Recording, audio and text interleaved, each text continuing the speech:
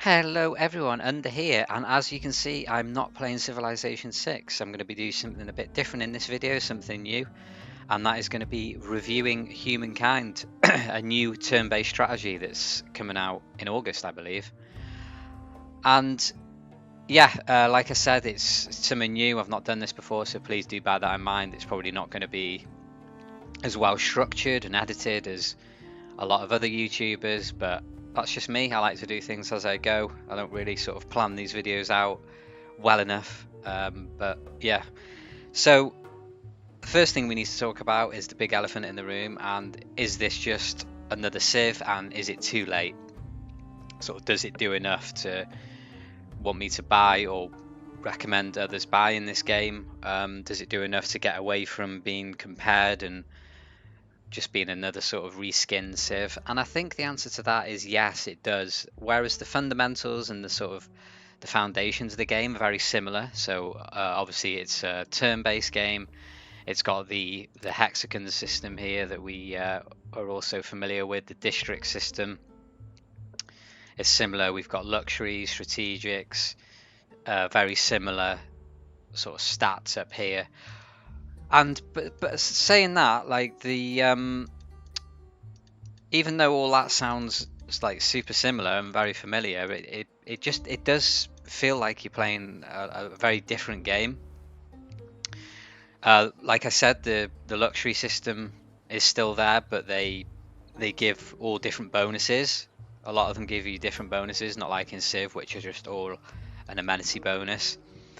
Um, the district system is slightly different. They sort of you can build as many as the same district as you like, and they buff each other. The cities are obviously a lot bigger, as you can see by this sort of blue outline, and you can build things like pretty much wherever you want in these territories. We've got this outpost system as well, which you can use you basically use a unit to claim territory, which makes it into an outpost, and then later on you can attach these outposts to your main cities and empire. You can do limited things as well in these outposts, like you can build horse ranches, for example, to secure strategics, or an artisan's quarter to harvest some luxuries. So you can do very basic things, but not too much. You can also make these into a city as well if you like. But yeah, that's quite a sort of new, interesting system as well. There's no sort of settling on turn one like in Civ 6. You kind of just knock about for a bit, settle an outpost, and then when you reach the first era, then is when you make a city. So yeah, that's also a totally different thing in this game. We've got the familiar strategic resources system here, but they've sort of expanded on that. Expanded. Did you get it? Civ joke. And they've sort of done different things with the horses, with the strategics, which again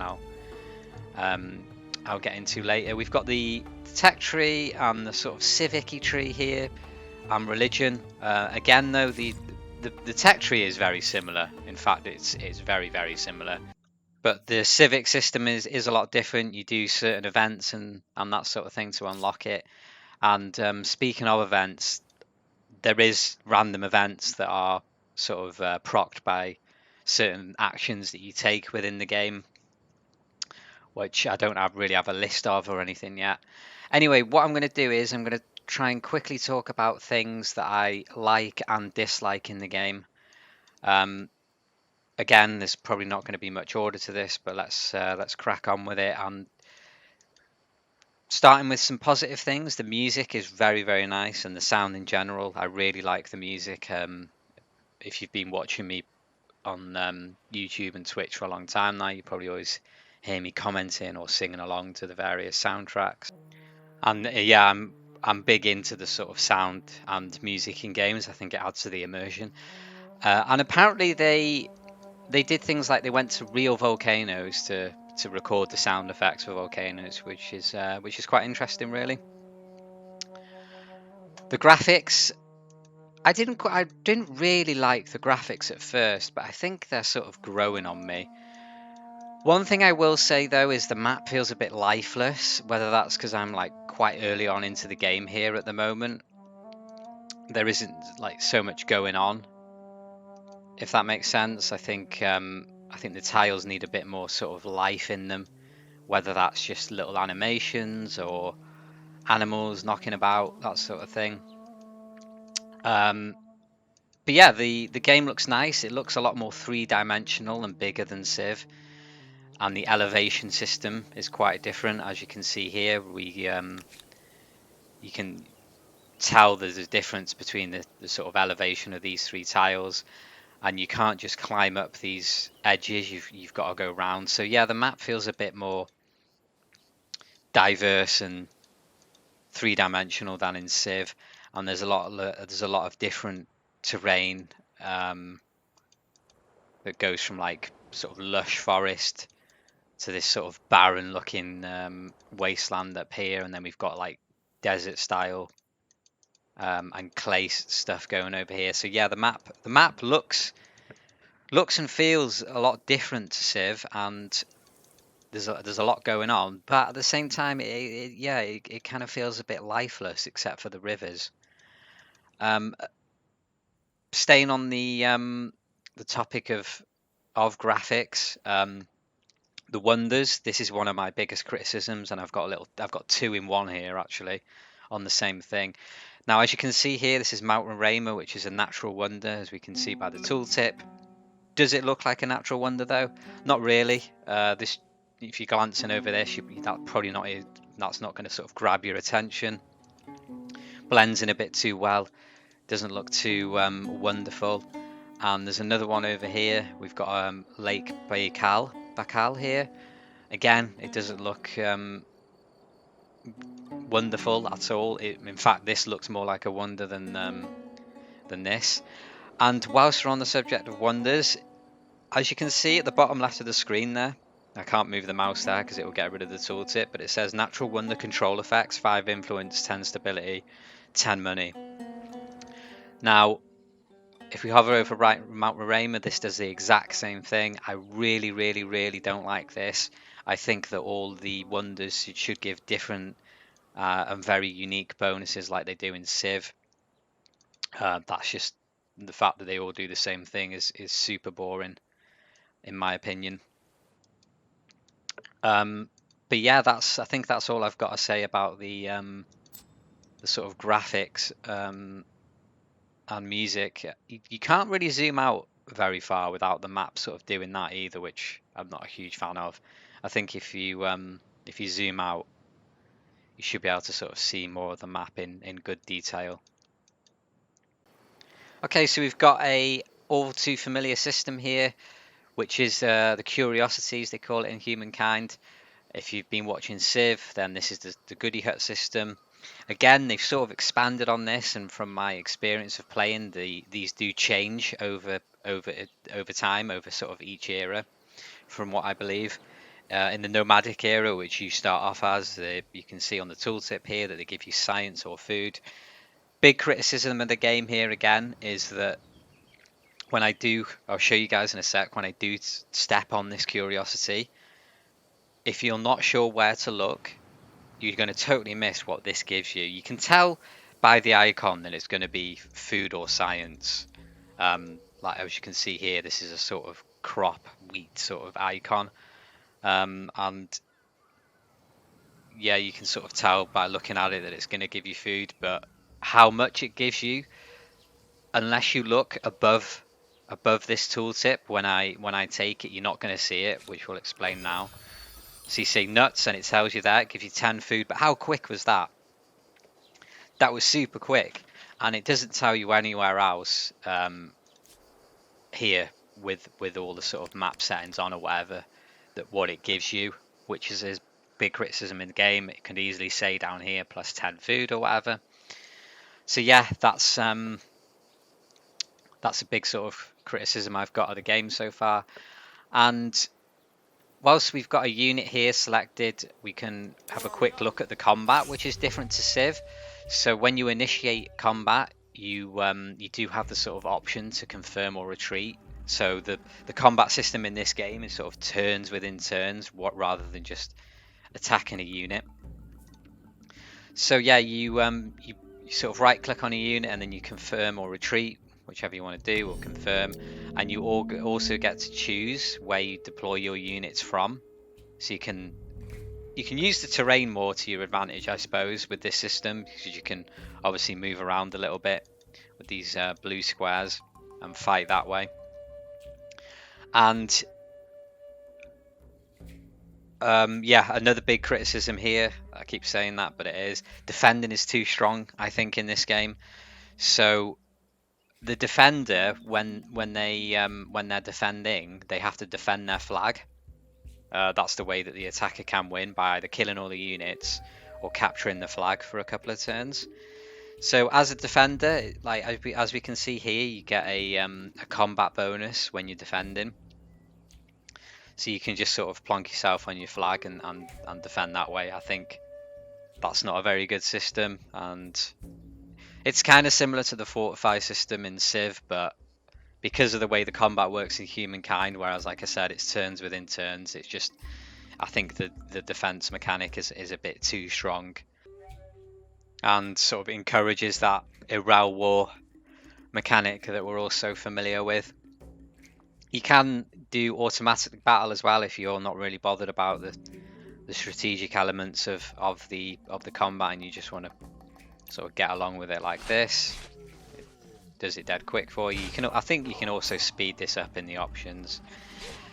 Now, being a multiplayer streamer, I don't really know how this game is going to be played multiplayer, whether we just use the instant resolve system every time, or whether that system just makes it too slow to be able to use to be able to play multiplayer. You do also get spoils in this game, which I quite like. You don't just get experience, you get spoils as well, as we can see here, and these also change over time.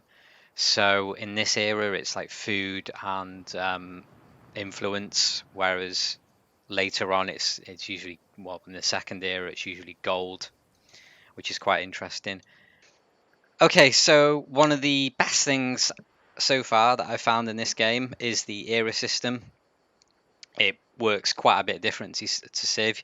You have sort of goals in each era, which change each era. So in the first era, hunt animals, gain science through curiosities, and gain food. And then it gives you the choice to choose a new culture, what they called, and they all have all these different bonuses. We've got the sort of simmers with the science bonuses.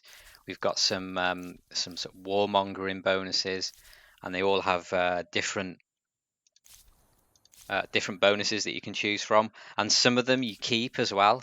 I think it's the ones in the top row in each one you get to keep for the whole game, which I really like. So there's like so many different possibilities that you'll be able to do with this. So this is one of my favorite systems in the game. Maybe we'll see Wales somewhere. I have seen the Celts, so I'm sort of hoping and praying that there's going to be Wales somewhere or something similar in the game later on. You can also go back to the previous era and see what you could have done or what you didn't do or what you missed out on in the previous eras. So as you can see now, the ancient era, there's a lot more stuff or stars that you can gain by doing different things, expanding, gaining influence, building districts, building military, and killing stuff, using like gold and population as well. So yeah, there's loads of different ways you can move on to the next era, but the goal always remains the same. So yeah, really like that system.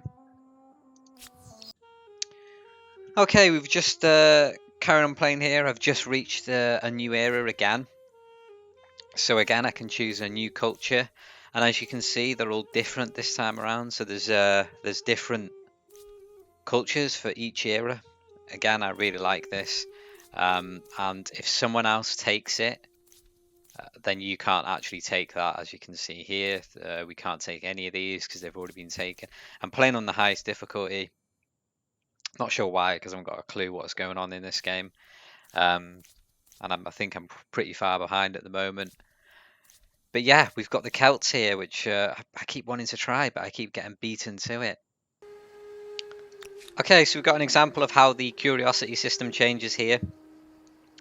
In the previous clip that I showed you, it said that it gave you food or science, and now when we hover over this, it just says curiosity, competitive, bring units to this tribe to find the reward, and it's given me science. Again, could have missed that quite easily. Also, something quite interesting with these curiosities is that whether they spawn new ones each era or not, I'm not 100% sure. I haven't thoroughly tested this, but I've previously scouted this land and I've gone down this path previously, which we can sort of see here by the lack of fog of war. But when we go here now, that this is here again, we've got a new discovery or curiosity. Wait, they renamed? Oh no, it still says curiosity. So yeah, they seem to spawn on the go as opposed to just all being planted on turn 1 like in Civ. If that is the case, whether they do keep spawning throughout the game, I quite like. Or even if, well, saying that, even if they do statically spawn at the start of each era, that's still quite a good thing. I do like that thing. And there we've got a new unit there, which is probably a lot better than the 3 science that we previously had. Where was it, up here? So yeah, quite like that as well. Another sort of new thing here, we've got unknown strategic resource. In Civ, we don't see the resource until we've unlocked it. Or sorry, we don't see that it's going to be a strategic resource until you've unlocked it in the tech tree. But here we can see that this is an unknown strategic resource, which could change your mind where you're going to expand early on to possibly secure that. Now, if we look in the tech tree about how these different strategic resources work, so horses, for example, unlocked here. Yeah, you can see them in the game before you unlock them, like we've just mentioned. But along with needing horses to build certain units, you also unlock buildings, which I like. As you can see here, it gives you 5 food per horse, 1 food on farmers' quarters per adjacent farmers' quarters, and plus 1 food on farmers' quarters. So you don't just need strategics for units, you also need them for certain infrastructure bonuses, which I quite like. A new interesting mechanic that we've got here as well is how cultural wonders are built in this game. So they're not really unlocked by techs or civics like in Civ, but they're gained through influence. So when you've gained 250 influence, you can choose to build a wonder in your era. And the best thing about this, in my opinion, is that once you lock in a wonder that you want to build, nobody else can build it. As we can see here, we can't build Hanging Gardens of Babylon because it's been already claimed. Now, that claim is made as soon as you select the wonder, so there's no losing wonders to the AI or other players in the game, which I quite like. I don't really like the loss of the risk of losing a wonder. I don't think it really makes sense in a logical point of view, I guess, because say if you're the person building Stonehenge, there's not going to be a Civ the other side of the world that are also trying to build a monument of stones, if that makes sense. I don't think it. Maybe I'm looking too far into it, but yeah, that's my take on it. So I like this. And yeah, influence is a sort of currency of sorts, I guess, in this game. You can generate it by being certain cultures, aka civs. Some districts generate influence, some civics, owning territories, and wonders. So you're faced with a choice of either choosing to expand or saving up and choosing to build these wonders. Because if you're say at 150 influence and you want to build a wonder, you can't really claim any more territories because you're going to spend your influence and therefore have less wonders to choose from. If we look at some of the wonders, they have requirements. Like in Civ, they can only be built on certain terrain or tiles. They all give you stability, if we look here, and yeah, they all give different effects, which I quite like, not like the natural wonders.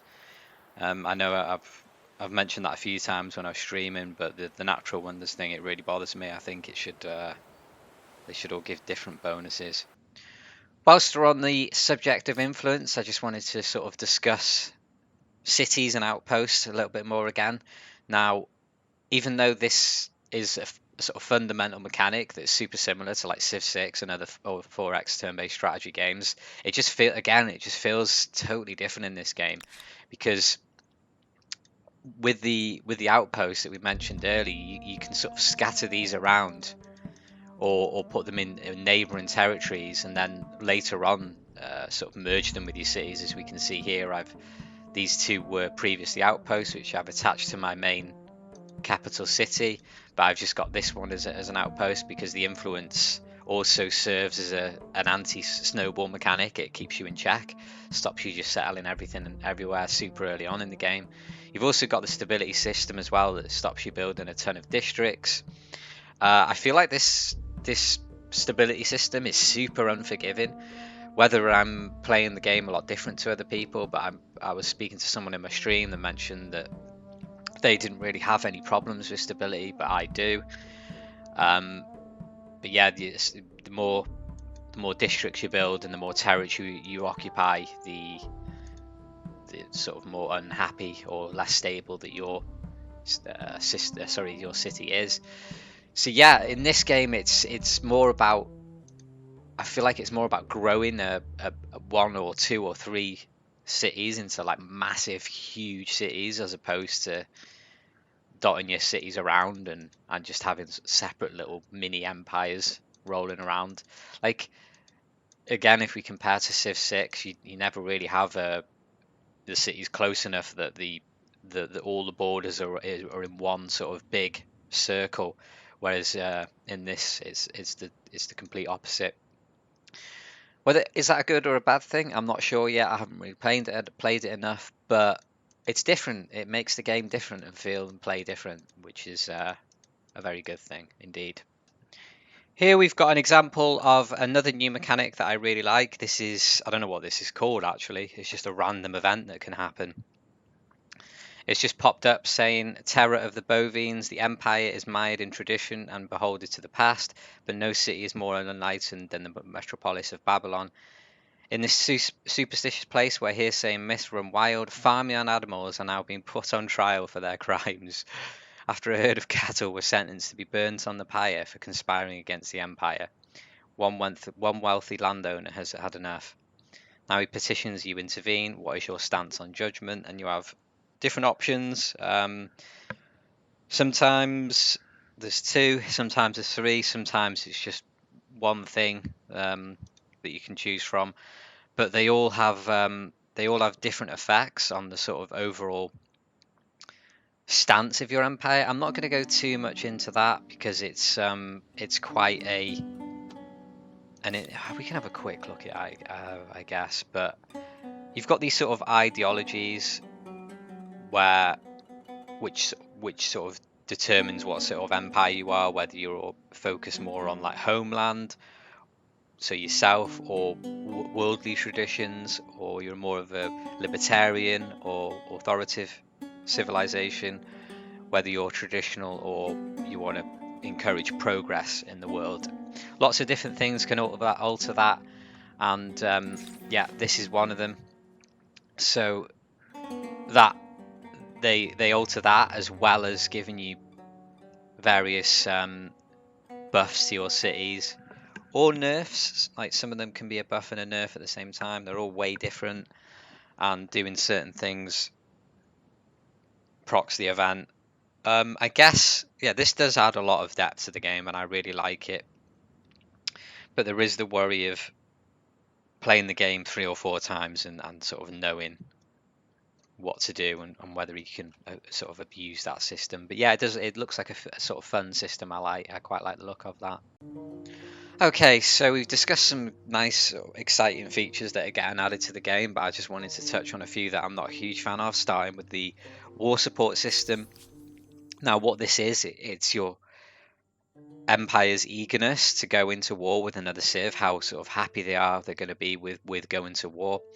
So things that increase your war support when you're at peace are having grievances against another Civ, being able to make demands against them. So if they've attacked one of your units, for example. So this is actually a new thing as well. If you're in neutral territory, as long as you haven't signed a treaty as a non-aggressive pact, you can actually fight with other units in neutral territory without going to war. And the attacker will give the other Civ grievances. So say now I'm scouting around here somewhere in this neutral territory, and my unit here, my warrior, gets attacked. I can demand gold from the attacker. If they refuse that demand, and even just having that grievance itself, it's going to increase my war support, my sort of empire's willingness to go into war with the other Civ. And whereas it does sort of sound good on paper, it kind of doesn't make sense in some regards. So if we take, for example, here with the Hittites, they've got a hate-filled attitude towards me. They've had grievances against me. They've made demands against me. I've refused their demands. I've made demands against them. I'm hateful archetype, which I'm not really sure how that works. And I've been ransacking their territory. But saying that, their ideological proximity to me is tolerant, which I don't really understand. They haven't declared war on me. I haven't declared war on them. But you need to generate war support to be able to declare on another Civ. So I guess the intended mechanic is to have a reason to go to war. Now, in my first playthrough of this game, I did go to a very early war, and I encountered some game-breaking mechanics, or I think they might have been bugs, because what happens is when the enemy's war support reaches 0, you can force them to surrender on your own terms by spending some of your war support. But at the time, it said to be able to claim their territory, I needed 150 war support, which is impossible, because as we can see here, we're at the top of the meter at 98 and 100 out of 100. They were also on 0. So I forced them to surrender without any territory. That went through, but we were stuck at war then for the rest of the game. I did it on another Civ as well, Empire, sorry, and in a different way, and I was also stuck at war with them. Whether that's just I had a bugged playthrough or not, I'm not really sure. But yeah, the war support system, it favors the defenders too much because the attacker loses war support just by being the attacker, which I'm not a huge fan of. And you also need war support to be able to declare a non-traitorous war, which again I'm not a huge fan of. I think war should always be an option and should not be punished. The second thing I'm not really too keen on is the religion in this game. It just feels like some, I don't know, like weird attached on feature that you've got. So how it works is once you reach, I think it's 10 population or a certain population in your capital city, you will unlock a religion. You can choose between two, shamanism, and I can't remember the other one. It's pretty much the same except for the faith is on holy sites. And as your religion spreads, you can get all sort of different bonuses, just things like stability, influence, gold, pretty much similar to Civ, but you don't need to. The thing is, you don't really need to do anything to get a religion or spread it. Like you don't even need to build a holy site, so it just seems like a sort of random attachment, I guess, to the game. Also, the holy sites are a bit confusing. They seem to all have different names. So when I was playing the Hittites, it was called a something obelisk, I think. And for this, it's called a stone ring. And you don't really sort of know if it's a holy site or not. It doesn't actually tell you. It's also kind of difficult to tell how much faith you're generating. And I think the only benefit to faith generation is your religion spreading a lot quicker. You can lose your religion to other civs and vice versa by things like picking certain civics or or cultures, that sort of thing. So yeah, I think the religious system could use a lot of work, a bit like the war support system, really. But it's open dev, so maybe they've got some good ideas for that. But yeah, not a huge fan at the moment.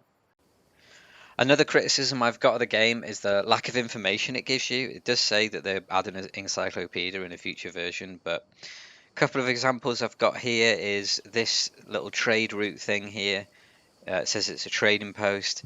Who's it for? Where's it going? Where's it coming from? Whose empire does it belong to? That sort of thing. Literally gives you no information on that. Knowing what sort of territory or tiles belong to people, we do have the borders and the color of the civs, but like hovering over a tile, it doesn't really tell you much. It just tells you the yield and the base movement cost. No sort of like continent or like region names. I think there should be region names or something.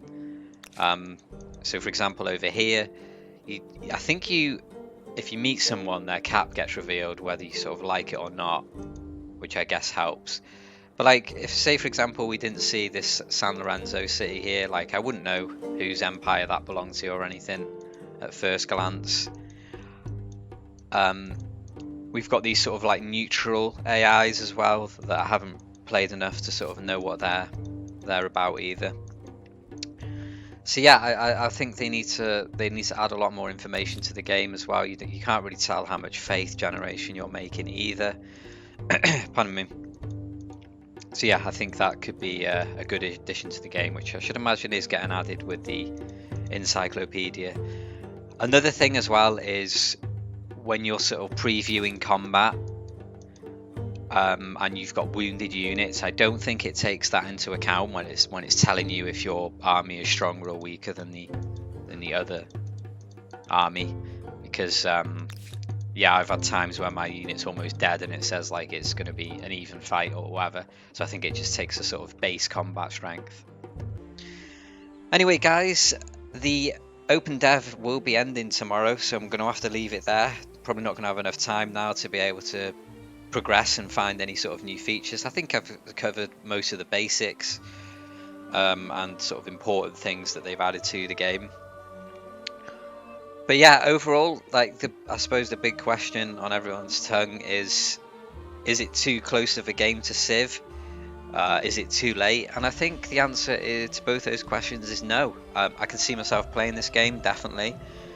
Is it going to be a multiplayer based game? At first glance, I was like, no, no, no, no, no. But maybe with some like instant combat, the instant combat resolution feature, and being able to sort of turn up the combat speed, it's possible. I guess it does feel like it's going to play a lot slower, but we're not sort of playing on any online speed like we do in Civ. So I guess time will tell for that. I'm really hoping that they do a like a final open dev or a beta or whatever, because I would like to play the game more. I've only got probably about a third of the way through the open dev, because I've only got my key about halfway through the week. Anyway, guys, I'm babbling on here. Like I said, it's my first review at a game, so please do leave any sort of comments, what I can improve on, what I did well, what I didn't. So yeah, cheers for watching, guys. I hope you enjoyed something a little bit different, and I shall see you guys in the next one. Happy days.